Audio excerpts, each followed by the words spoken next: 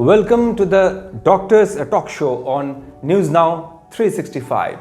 In this edition, we also welcome you to the diabetes capital of the world, that is India.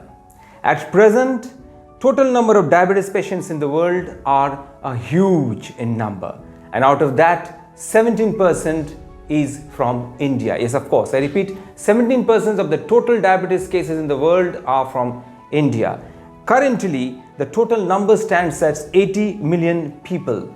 People of India, 80 million people of India are suffering from diabetes in this country, yes, of course. And by 2045, the number is going to be 135 million, a big number indeed. The biggest challenge faced by the professionals in medicine, by the medical practitioners, the medical scientists and the medical researchers is the challenge of diabetes. To discuss about diabetes and the general aspects related with diabetes, we have in our studio Dr. N. Mareeswaran, yes, coming all the way from the Meenakshi Mission Hospital and Research Center at Madurai in Tamilnadu. He is a diabetologist himself and an expert in general medicine as well, and he also deals with thyroid and hypertension. We'll extensively know from him about these aspects of various diseases. In fact, these are the biggest challenges faced by the world and particularly by India. Yes, Today, right, sir? Yeah. Absolutely. Welcome to our studio, Doctor. The first question that I would ask you, which I know our audiences will also want to know, is that why Indians are so prone to diabetes? Sir, it is particularly not only Indians, but since we named India as capital of diabetes, that is because of the mortality and the morbidity towards diabetes is very high in India. So they are hence named India as diabetes capital. The reason behind why Indians are more prone towards diabetes, or why they are acquiring diabetes, is because of the lifestyle modifications. Initially, we had the number of cases or the epidemiological pattern of the diabetes is very less in India. As the age advances, as the disease progresses, this becomes a lifestyle disease. Of course, we have named it as a lifestyle disease. The diabetes is termed as lifestyle disease. That is only because of poor lifestyle modifications that has happened. Right now, we are facing all the lifestyle modifications in the younger generations of India. So that is why our India is more prone to get diabetes. You spoke about lifestyle modification. I'll ask you the second question from that as well. So far as diet regimes, restrictions and lifestyle modifications are concerned, from time to time we have seen experts coming up with new suggestions that confuses patients to a large extent. What is your take on that? Sir, of course, diet plays a major role in controlling diabetes. Of course, diet along with physical activity. So both these play a major role in controlling diabetes. That is because eventually as the disease pattern modifies, we based on researchers, we suggest many diet regimes. That initially they suggest paleo diet and now they are suggesting skip meals pattern. So each and every pattern, each and every diet regimes are coming according to the researchers that are doing under a certain population or certain age group of the population. Based on the results, they are suggesting the regimes. But if it applies to the general public, the results would be much different when compared. So each and every author or describe, well, that's what you are asking, right? Yes, of course. What happens is that from time to time, say for example, sometimes experts say that you need to avoid these kind of foods. Then after a few years, they come up with a new suggestion. No, that food is okay. You can take it. Yes, sir, that is what. Because of the study population in which they are doing. Because the food habits which vary from Tamil Nadu to West Bengal is different, right? So based on the research group, based on the research population they are doing, that results are being published. So hence one food group is food group is allowed and the next food group is not allowed. So that is the differences making these different types of regimes. So it is the various kinds of differences in population, their behavior, their food patterns, you say. According to that, these researches are done and the results are based on those researches. Yes, of and course. That is why the suggestions vary from time to time according to the populations. Yes, sir. Food varies, but the food group doesn't vary. So if you come across all the researches, mostly the food groups all will be the same. Certain foods may be allowed, certain foods may not be allowed, but the group of foods is the same in all researches if you come across. There's another area of confusion, if I may call it a confusion. People mostly don't understand the difference between type 1 diabetes and type 2 diabetes. We all know that type 1 is insufficient production and secretion of insulin from the pancreas, Yes, sir. type 1, and type 2 is the defective response of insulin, that is the type 2 diabetes. Yeah. So both are challenging, we know that. Both are challenges, huge challenges, as I said at the very start, for medical professionals in the country as well as for research and scientists across the globe. Yes. But then sometimes people don't understand the difference between the two, Okay. and sometimes they get confused that which is more challenging. That is also goes according to some kinds of internet literature. They are influenced by that. They come up telling that type 1 is better than type 2. Some suggest that type 2 is better than type 1, and not better, less harmful in that sense. Okay, so since you mentioned about that, I would like to throw some light on that. Type 1, type 2 diabetes, and there are many other types of diabetes. LADA is there. So these are all the different categories, different classification of diabetes, which of course everything is difficult to manage. It depends on age groups. Type 1, of course, it occurs more in the younger population. Type 2 more predominant in the later stage, that is past 40s. Then gestational diabetes, LADA, which is a new eruption of diabetes which we are facing in that adolescent age group, that is 30 to 40s. So in other terms, this LADA is also called as late onset of type 1 diabetes. Type 1 as well as LADA is completely insulin dependent, where the lack of insulin is in the body. Whereas in case of type 2 diabetes, insulin productivity is there, but resistance towards the insulin is more when compared with the other types, right? There's a defective response, as you say. Yes, that is what called as resistance. Okay, the resistance. So diabetes to a large extent people say is genetic. Yes. So I'll ask you a question here which also creates a lot of confusion among people. If somebody has a type 1 diabetes, Yes, sir. his or her children will get type 1 or type 2 or LADA, or what kind of a diabetes do you say? Actually, that cannot be determined by as such through words. Okay, once the disease sets based on the onset of age group, based on the physical characters, and based on the signs and symptoms, we'll classify the disease. It is not like I have type 2 diabetes, my children will have type 2 diabetes. That is what I asked you, yes. It is not like that. Many patients come with, many parents would have been type 2 and children, they have developed type 1 diabetes. Of course, this generation, this diabetes runs in generations. It is there, of course it is there, but we cannot determine based on the words like type 1 or type 2. It is determined, or it has been diagnosed only with age of onset and the signs and symptom of disease. Okay, not necessarily a child whose father or a mother had type 1 diabetes will get type 1 only. No, it is not. He or she may get a type 2 or type Yes, LADA or whatever LADA, it is, yes. whatever the kind, but it's a genetic Yes, of issue. course it runs It's in a genetic issue, but then you say that it may cross over.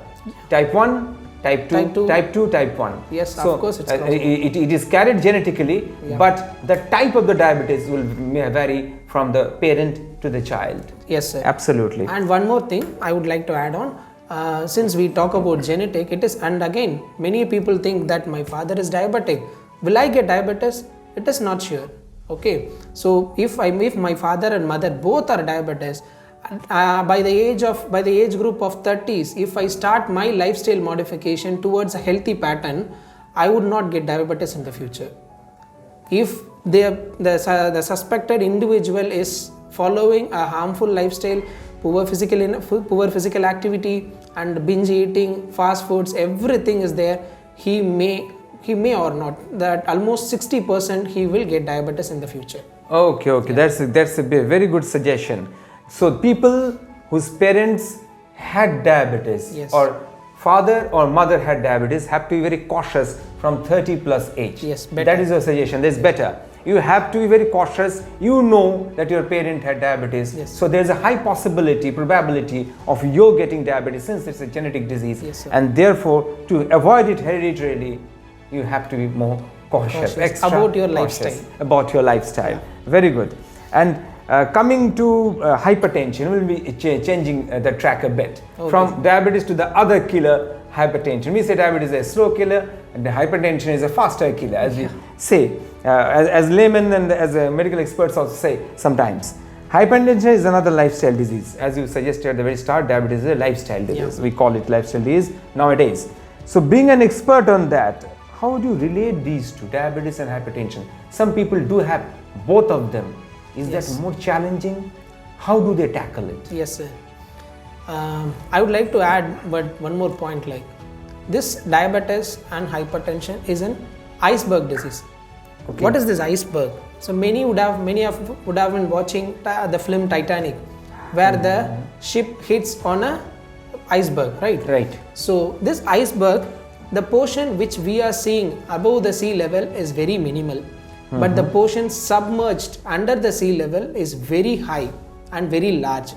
So we are calling this diabetes and hypertension as an iceberg disease, because what we doctors literally seeing in the community is like this upper portion. The tip of the iceberg. Yes, tip of iceberg.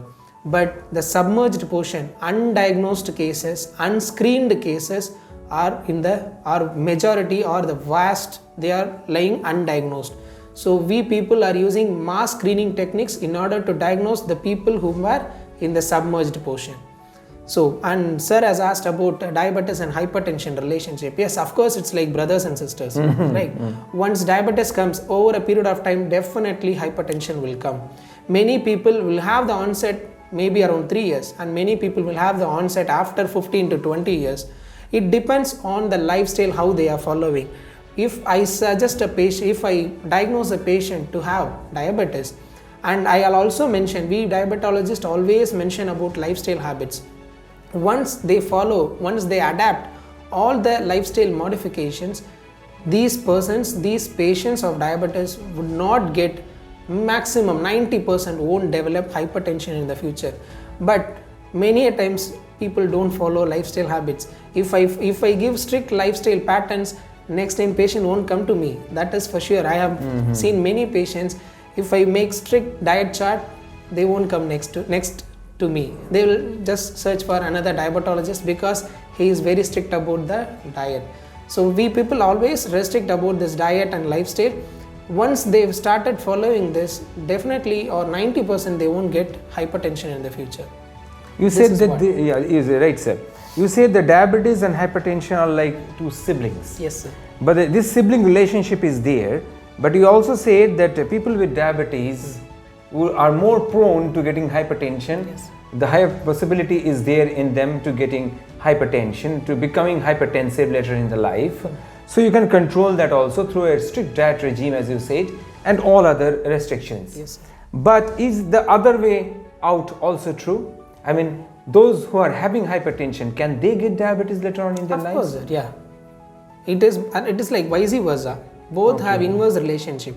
If this comes, again this even also if it comes. is not hereditary? Yes, sir, of course it is there. We have seen, because 95, all the studies now, researchers, they are being under published with 95% confidence limits. So this 95% is based on 100 population, and if I take 100 population, 95 will get the disease. Some 5% no, they may not develop the disease. Fine, you got Okay. me.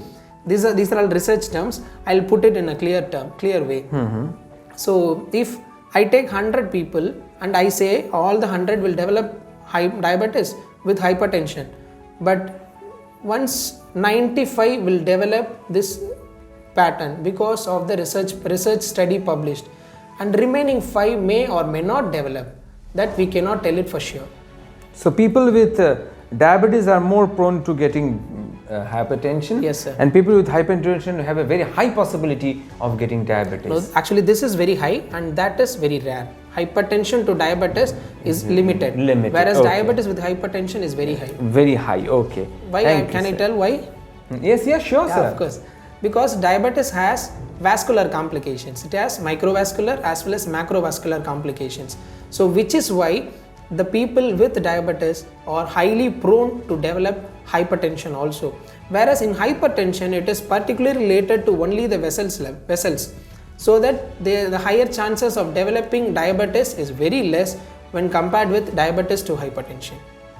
Okay, Clear? okay, sir. I was just going to ask you the question, why? Okay. You answered it yourself. Okay, sir. So, what according to you is the most effective way of controlling diabetes in the first case? Yes, sir. A very straight question. Fine, sir, fine. If I see a patient, for example, I'm saying, if I see a patient with, say for example, fasting is under like 120 and postprandial is like 180, many diabetologists, including me, we would recommend a lifestyle modification, a healthy lifestyle modification, which is like avoid binge eating, avoid fast food, take a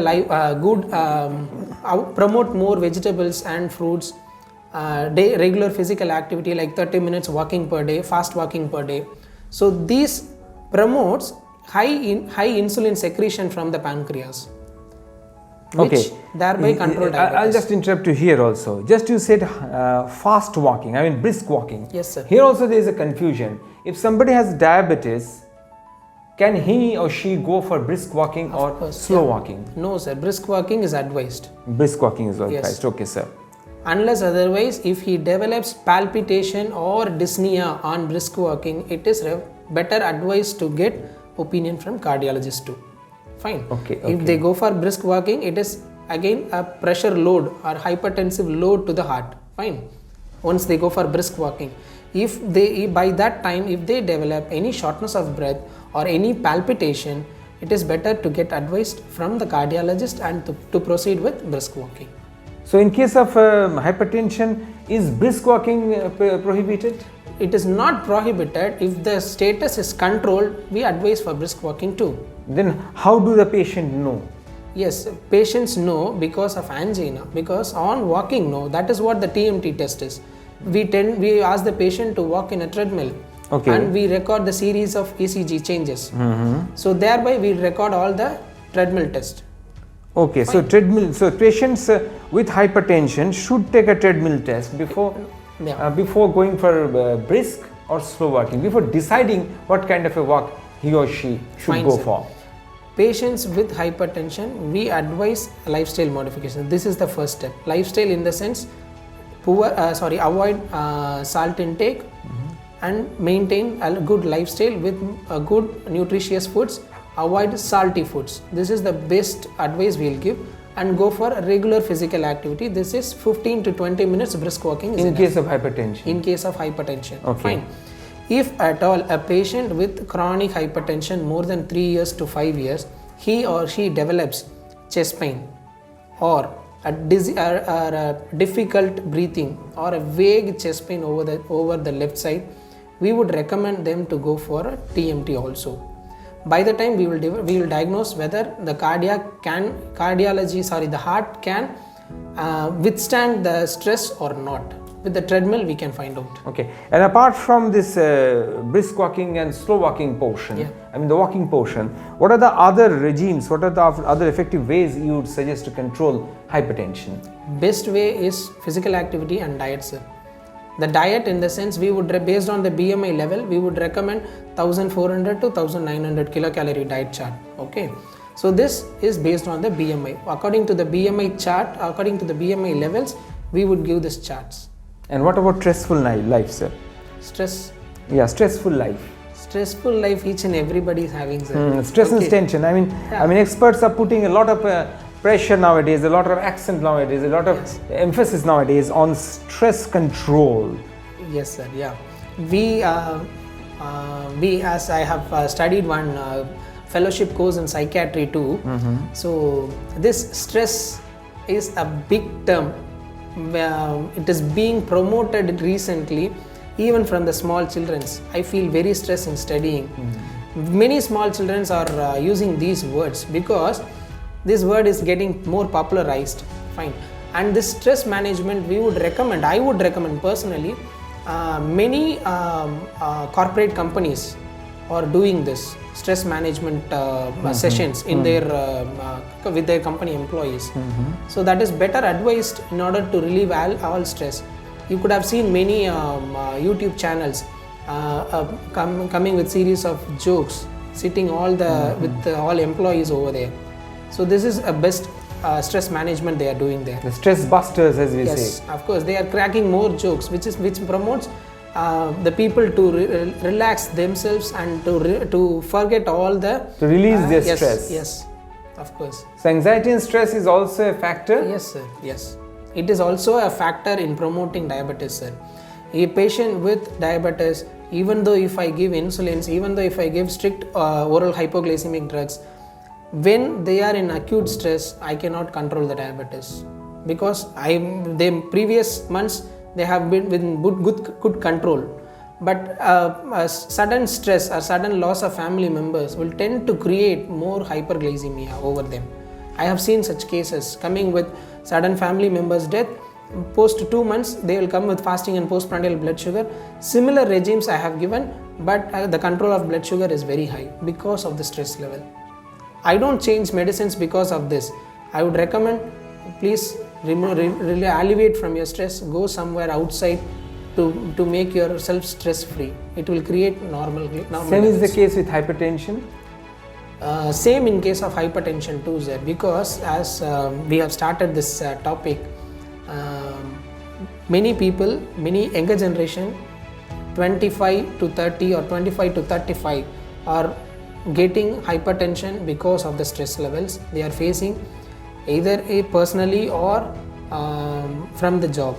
Okay, so these stress levels are promoting more cardiac overload to them. That is why they are developing more cardiovascular accidents in their lifetime. I'll ask you a unique question today. This aspect I don't know whether anybody has asked or not. Yeah. So far as a stress-free life is concerned, how much onus or how much responsibility of keeping a person stress-free rests on the people around them? Because I personally feel that the society also has a responsibility of keeping each other stress-less. Yes. So that the load doesn't fall on any particular person or it doesn't come back to me one day. I mean, in family situations, yeah, people should take care of the factor that this fellow has got diabetes, this member of the family has got hypertension. Yes. So we should not give him a lot of stress by shouting, by quarreling, by arguing. Yes. With him. So it was previously there when people are living through nuclear family, joint family setup. That time we people know, because of higher age group family members, we people tend to shout very less. But right now all the concept of joint family has been over. We shifted completely towards nuclear family, where only the two young couples are there. They tend to shout more, even though a person may have any problems. They tend to shout more and develop further consequences. Stress, everything follows. So the family members and the society also has a responsibility. Of course, sir. Yes, it has responsibility. Yes, sir. Coming finally to thyroid, for the viewers, I would like to say that our doctor, Mr. Mareeswaran, who is with us, is also an expert on thyroid.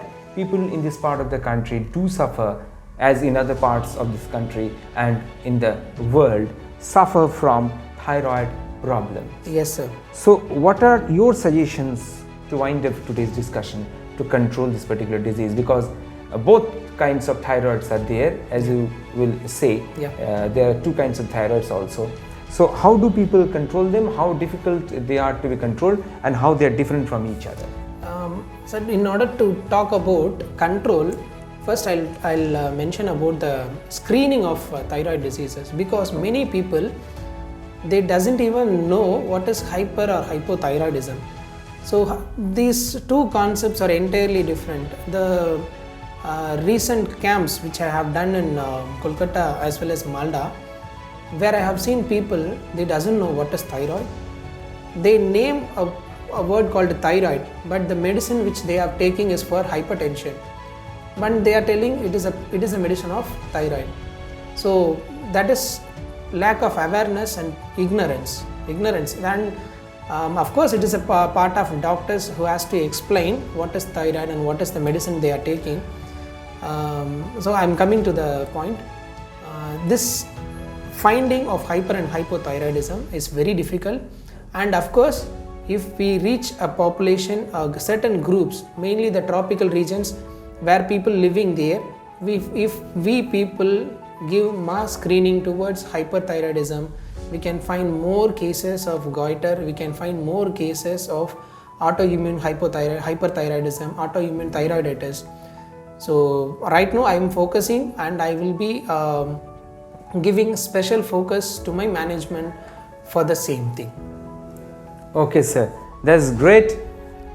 Ladies and gentlemen, we had Dr. N. Mareeswaran, diabetologist and general physician expert from Meenakshi Mission Hospital and Research Center at Madurai in Tamil Nadu, discussing with us extensively about various aspects of general medicine, encompassing particularly diabetes, hypertension and thyroid. Thank you very much, sir, for coming to our studio. It was very, very enlightening for us to listen to you, to know about the very aspects of these three diseases primarily and the related features that these three diseases carry with them, and how we should be cautious against these three diseases. Thank you very much, sir. Thanks a lot for coming to our studios and enlightening our viewers. So that was it from the Doctor's Talk Show on News Now 365. Very soon we will come with another edition of this program. Stay tuned and keep watching News Now 365.